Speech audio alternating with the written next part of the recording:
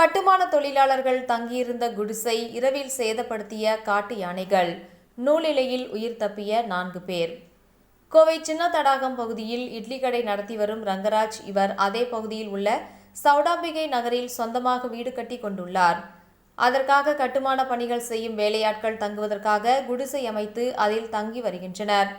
இந்நிலையில் நேற்றிரவு தொழிலாளர்கள் 4 பேர் அந்த குடிசையில் தூங்கிக் கொண்டிருந்த போது சுமார் இரவு 11 மணிக்கு மேல் அங்கு வந்த 2 காட்டு யானைகள் அவர்கள் தங்கியிருந்த குடிசையை சேதப்படுத்தி அவர்களை தாக்க முயன்றது. அப்பொழுது திடீரென விழித்து கொண்ட அவர்கள் அங்கிருந்து தப்பி ஓடினர். இதனால் குடிசையை மற்றும் சேதப்படுத்திவிட்டு காட்டு யானைகள் சென்றது.